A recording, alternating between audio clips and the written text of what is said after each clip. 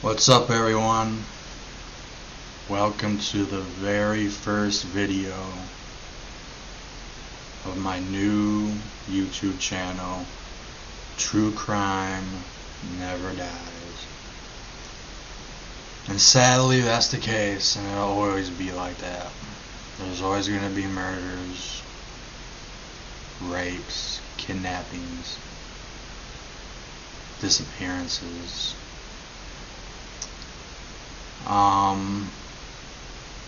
But I've been a huge true crime fan for at least 15 years. I'm 43. And over the last 15 years, I've heard about,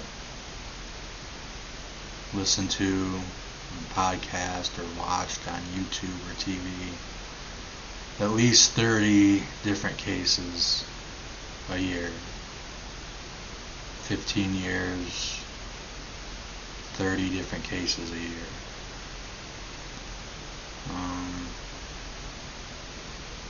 I just wish I could give all the families of the victims just a huge hug. With that being said, my first video of my new channel, True Crime Never Dies, we're going to be talking about Jimmy Hoffa, one of the biggest mysteries in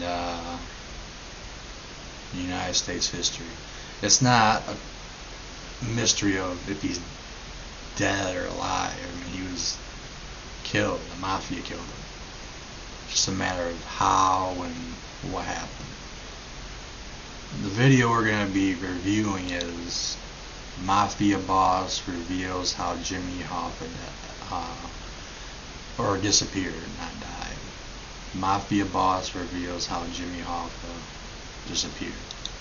I'm going to give my 2 cents, what I think happened. There was a guy who,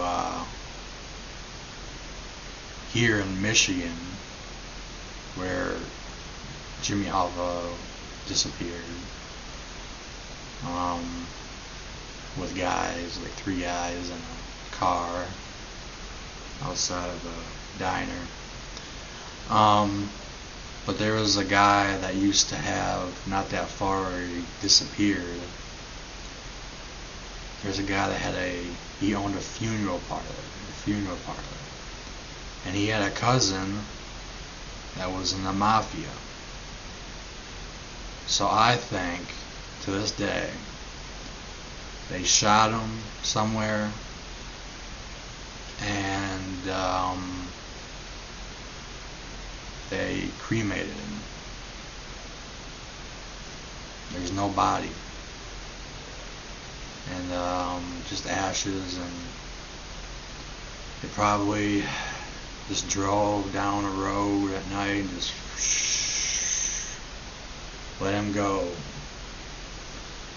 I truly believe there's no body, and I think that's what happened. But yeah, any people who believe that he's in New Jersey, like a lot of Mafia people have said over the years, and just experts and stuff, do you honestly think that they would kill Jimmy Hoffa in Michigan, put him in the trunk, and drive all the way from Michigan to New Jersey with a chance of being pulled over, arrested, being searched, pop the trunk, oh wow, there's a dead body, who is it? And they eventually go, oh, Jimmy Hoffa. What? Think they would take that chance? No. Let's listen to this Mafia Boss. Mafia Boss reveals how Jimmy Hoffa disappeared. Let's see what he has to say. I started in this business when I was 19 years old. Really heavy. I knew every man, every boss, and I worked for the men who were controlled by these men, the colored living workers, and the Teamsters. Jimmy Hoffa was one of my best customers.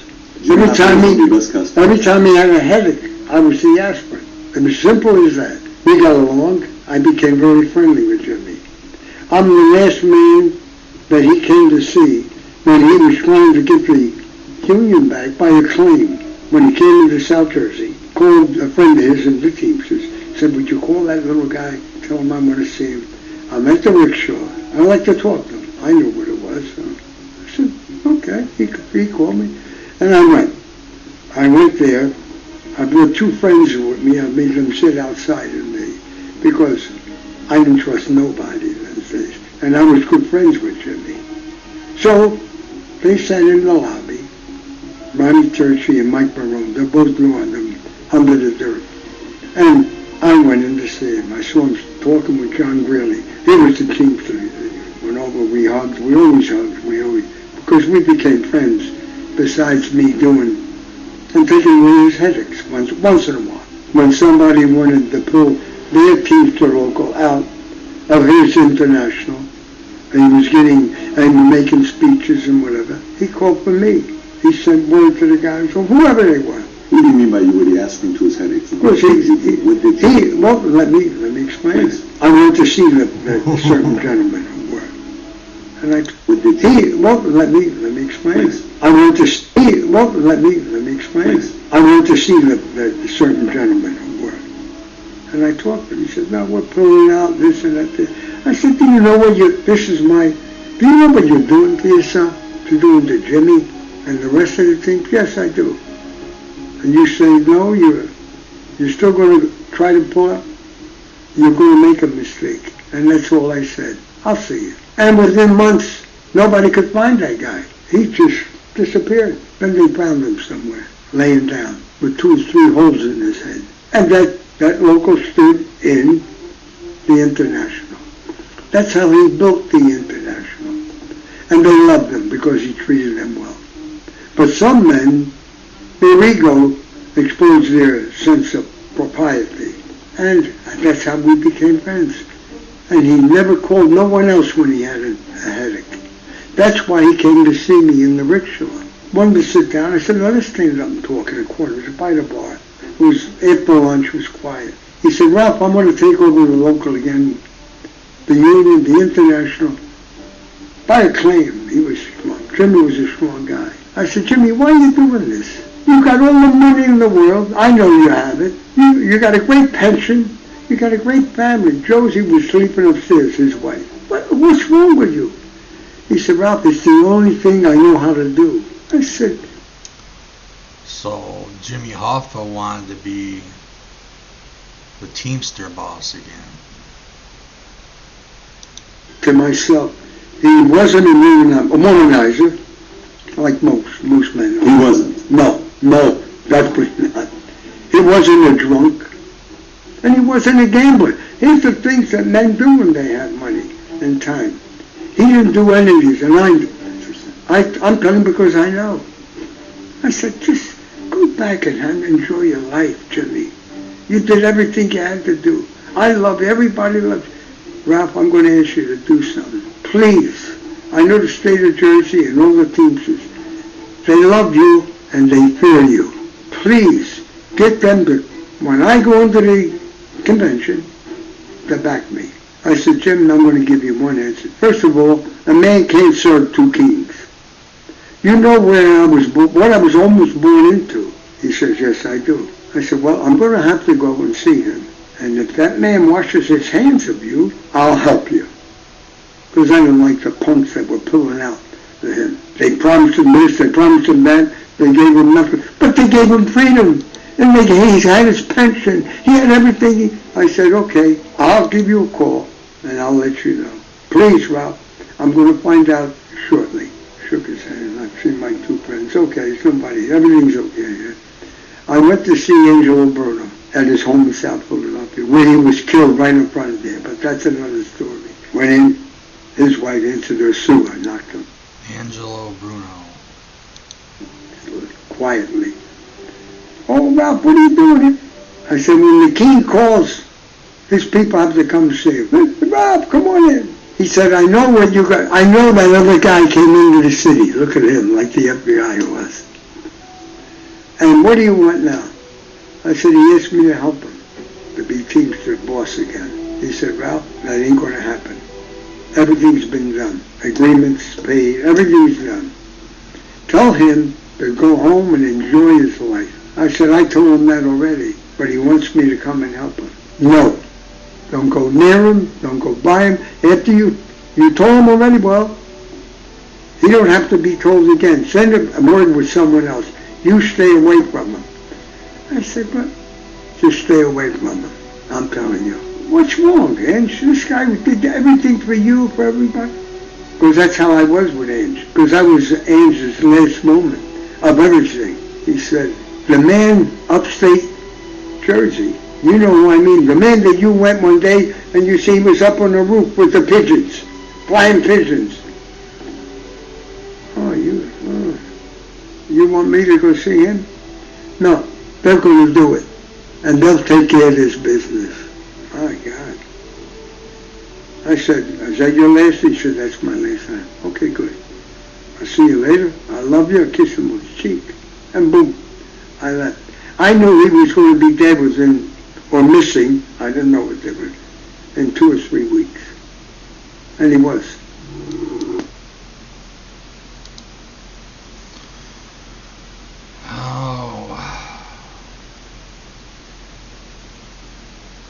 So basically, if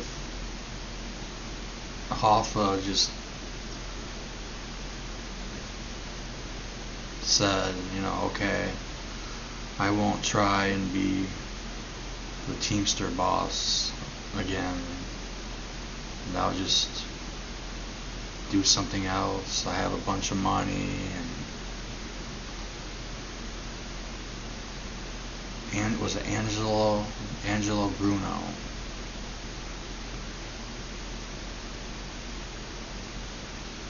He said everything's taken care of.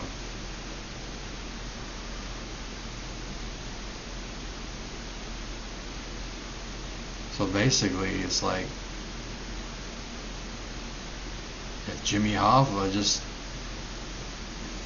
I think he loved the power because he was in he was like he had so much power. It was like he was a Mafia member himself. I think he loved the power, and that probably cost him his life. He didn't try to be the Teamster boss again.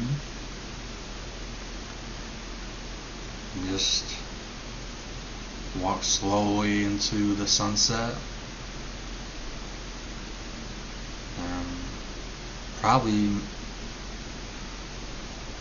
maybe he would still be alive, and that would never happen. But he was trying to become Teamster boss again, and higher ups in the Mafia, especially this Angelo Bruno,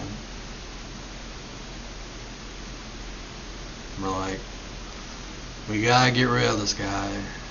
He's a menace. Like this Ralph guy said, this Angelo Bruno, I don't know how long, maybe years later, was shot and killed